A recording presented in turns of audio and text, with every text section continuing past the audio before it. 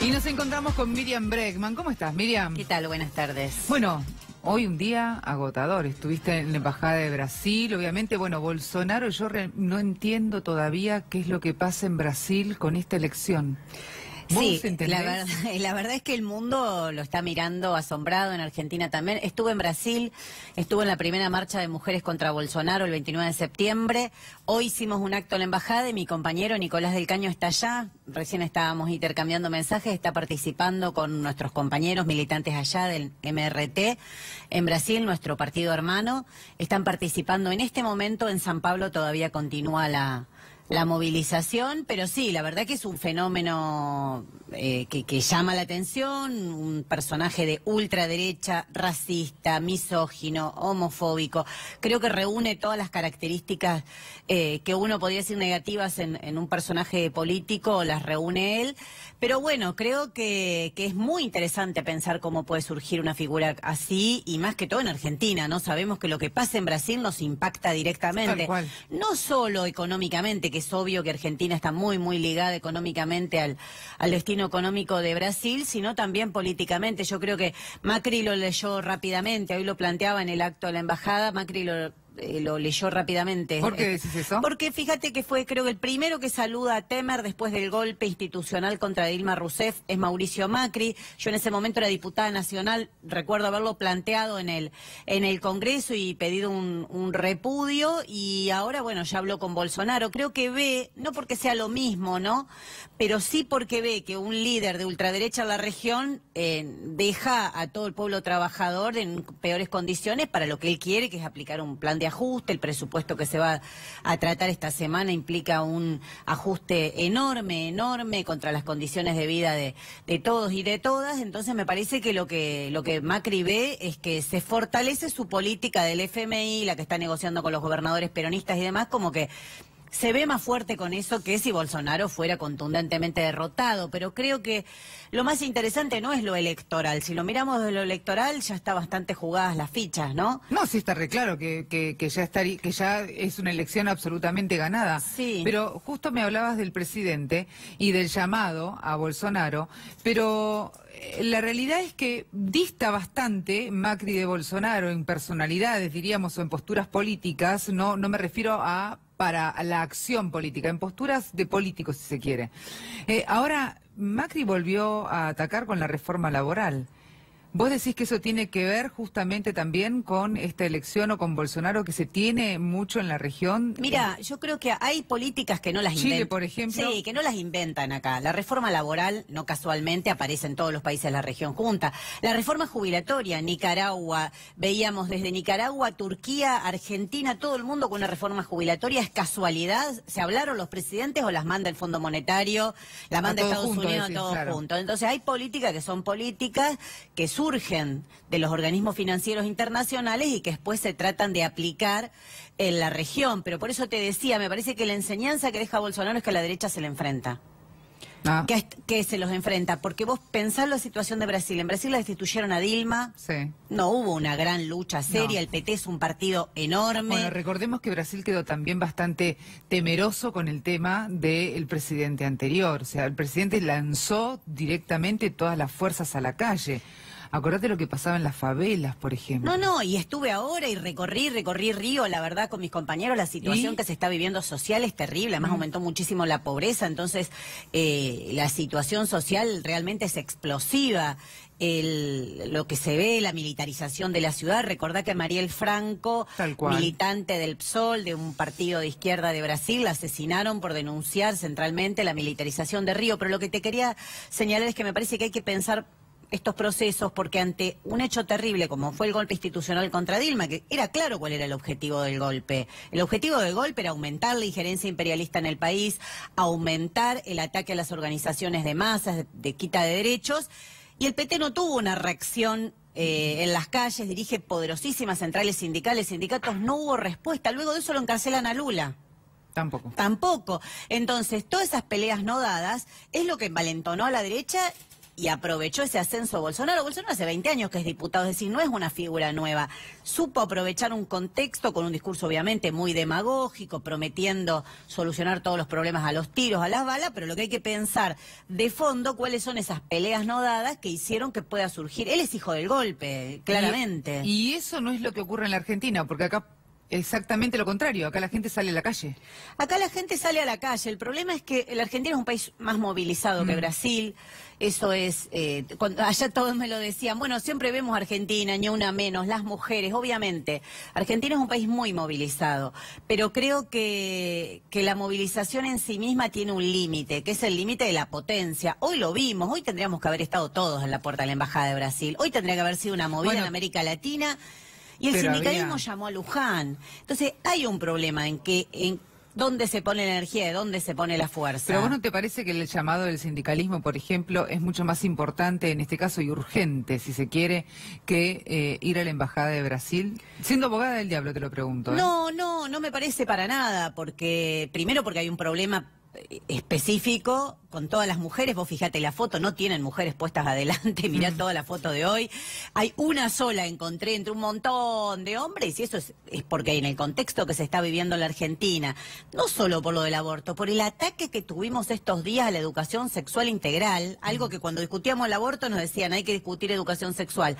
Ahora quieren barrer absolutamente con eso, que vos te vayas y te reúnas con la jerarquía de la iglesia, que lleves toda la movilización ahí. Eso no se discutió en los sindicatos.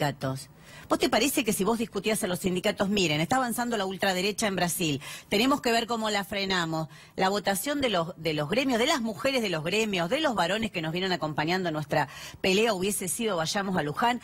Para mí se están buscando las mil maneras de no dar una lucha seria porque los sectores que se agrupan alrededor del kirchnerismo, de la oposición, tienen una idea que hay que esperar calladitos hasta el 2019. Y eso ya lo vimos en Brasil. ¿De qué sirvió que esperaran calladitos a la pelea electoral, presentando recursos a la justicia? Lula sigue preso, Dilma salió cuarta en la postulación ahora y ganó Bolsonaro y tiene posibilidad de volver a ganar en el balotaje. Entonces me parece que esas peleas no dadas, la realidad te las cobra. No es que las cosas quedan igual y en el 2019 viene un salvador, una salvadora, hace magia electoral. Yo creo que lo más interesante de Brasil es pensar eso, es pensar que hay peleas que hay que darlas, que no se pueden evitar, y las peleas que no damos nos debilitan a nosotros y fortalecen a la derecha. Reitero, Argentina tiene en este momento un problema muy grande, que es que la gente no está llegando siquiera a comprar los alimentos para poder darle a los chicos, que está aumentando a medida que pasan los días la cantidad de comedores, tanto escolares como comunitarios, y donde va la familia ya a comer, donde van los ancianos, donde los jubilados no pueden pagar siquiera los servicios públicos, entonces eligen si pagan el servicio público o si comen o si compran o toman los medicamentos. Sí, o las expensas, que o también las es otro expensas hecho que también aumentó exactamente muchísimo la morosidad. Entonces por eso vuelvo a lo que te preguntaba. Hoy en Luján se va justamente a reclamar por pan, por paz, por trabajo, por un trabajo digno para todos los argentinos, por esta no reforma laboral, porque no se quiere estar discutiendo otra vez si los laburantes tienen o no que entregar los derechos adquiridos hasta este momento. ¿Cómo no te parece que ese era el reclamo legítimo, genuino que se estaba llevando a cabo en Luján? El reclamo puede ser, el problema es cómo ese reclamo lo lográs imponer. Porque yo respeto mucho las creencias ideológicas, religiosas de todo el mundo. Sí. Ahora, ahí tenías todas las cúpulas sindicales. ¿Por qué toda esa fuerza? Todos los credos también. Claro, ¿por qué toda esa fuerza no la ponemos para enfrentar el ajuste, para enfrentar a Mauricio Macri? ¿Y eso no es enfrentar el ajuste? No, es evidente que no, es una apelación religiosa, que como te digo yo la respeto, pero con apelaciones religiosas a Macri no lo vas a parar, eso es notorio, está decidido a seguir avanzando. Mira, hay un dato muy concreto. A ver. Este miércoles se trata el presupuesto, probablemente, salvo algún cambio, parece que lo tratarían en el Congreso, se comienza a tratar el presupuesto que dictó el Fondo Monetario. Si la oposición no se lo vota, el presupuesto se cae. Bueno, mira cómo se lo enfrenta haciendo una enorme movilización en la calle. Creo que es urgente que haya un llamado de paro a Macri. ¿Y por qué hasta ahora no planteó la reforma laboral? ¿Por qué todo este tiempo no la planteó? Por la debilidad que lo dejó la reforma jubilatoria de diciembre. Yo creo que sí le hace mella. Que no ¿No podemos... te parece que no planteó la reforma laboral porque no llegó a un acuerdo con los sindicatos? No. ¿No? ¿Ni con la No, CGT tampoco? El presupuesto es un presupuesto de ajuste que va a afectar a todos los sindicatos y a todos... La reforma laboral. No, creo que al revés, que la reforma laboral él lo había anunciado así. Incluso habían dicho que le iban a tratar en el verano, que primero la jubilatoria, después la laboral. La jubilatoria se aprobó porque parte de la oposición nuevamente se la votó. Pero las enormes movilizaciones que realizamos en la calle, creo que sí le pusieron un freno para que no pudiera continuar. De hecho, si vos empezás a mirar cuándo empieza a caer Mauricio Macri, María Eugenia Vidal en las encuestas, es desde ahí. Yo creo que no hay que minimizar el valor de la movilización y de la lucha. Ahora, ¿se necesitan 2 movilizaciones como en diciembre? No, ojalá, pero no. Creo que se necesita un plan de lucha serio, preparar la huelga general para verdaderamente derrotar los planes de este gobierno. El miércoles tenemos una cita importantísima. Hoy deberíamos estar discutiendo eso. Tenemos una cita muy importante. Ese presupuesto es un presupuesto para pagar la deuda. Entonces después no podemos decir la gente no puede pagar tarifa, la gente... No. Ahí se va a discutir cuál es el plan económico para el próximo año. Eso es el presupuesto. Bueno, es enorme el peso de la deuda, los intereses de la deuda, el déficit que va a tener el presupuesto. No es porque aumenta en salud, aumenta en educación, porque se resuelve el problema de las tarifas. El déficit va a ser porque se arma todo un presupuesto para que la guita se vaya afuera. Entonces me parece que es un problema muy importante. Hoy el sindicalismo debería estar reunido discutiendo eso. ¿Qué hacemos el miércoles? ¿Cómo lo paramos? Y te reitero, si la oposición no le vota el presupuesto no sale. Mauricio Macri no tiene mayoría propia. Entonces, ojo con los ausentes, ojo con los que se quedan dormidos, porque la reforma jubilatoria hubo alguno que se quedó dormido. Ojo con los dormidos, ojo con los que se abstienen. Hay que ser muy claros. Bueno, el Frente Renovador se va a abstener. Eso lo ayuda el gobierno. Lo que se necesita es que gane el voto en contra. Daniel Arroyo dijo acá un montonazo de veces, yo no voy a votar el presupuesto. Bueno, finalmente después, como ocurre siempre, la bajada de línea es otra cosa y entonces cuando se sientan en la banca, no es que voy a votar en contra, no, me abstengo, que no es exactamente lo mismo. No es lo mismo. Entonces, realmente ahí es donde uno... al menos yo me pongo en el lugar de ciudadano, saliéndome la periodista y digo, bueno, a ver muchachos, ¿para quiénes están laburando? Porque ustedes están ahí porque los pusimos nosotros, ustedes cobran el sueldo porque se los pagamos nosotros, y entonces, bueno, hagan un poco por todos, ¿no? Por todos los argentinos que estamos dando vueltas en este sistema. Vos decís.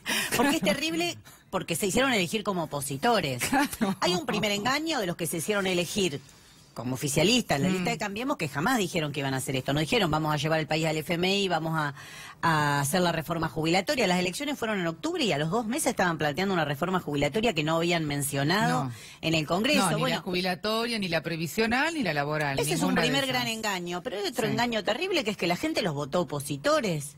Los votó para que enfrenten al gobierno, no para que se abstengan, miren para arriba o negocien qué les conviene. La verdad es que este gobierno de Macri ha logrado demostrar que todo un sector de la oposición fue la que le permitió sacar las leyes a Mauricio Macri. No hubiese sido posible y no sería posible este miércoles. Por eso insisto tanto, no hay ley de ajuste del FMI y de Macri llamada presupuesto 2019 si la oposición vota en contra. Entonces hay que saber muy bien qué van a hacer. No puede haber sorpresas, un me quedé dormido, llegué tarde, el avión, viste que empiezan con los problemas, que no que no pudieron viajar. Que no pudieron viajar. Es claro que se está jugando el destino del país, ese es un presupuesto completamente de ataque a los derechos de todos y de todas, entonces la clave es enfrentarlo adentro y afuera. Y también queremos ver quiénes van afuera. Y el miércoles vos decís que la gente tiene que salir a la calle, que tiene que estar ahí detrás Yo creo que sí. de las vallas del Congreso. Yo creo que sí, que es una cita muy importante, que tenemos que ser miles.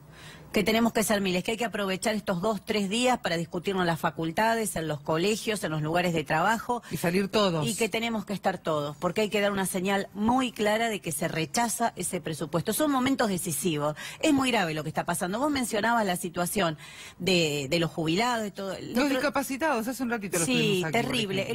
Hace unos días hablé con mi hermano, vive en un pueblo del interior de la provincia de Buenos Aires. Me dice, bueno, además que están cerrando muchísimos comercios. ¿Sabes cuánto le vino a la gente en este periodo invernal de gas? No, a ver. Entre 9.000 y 14.000 pesos.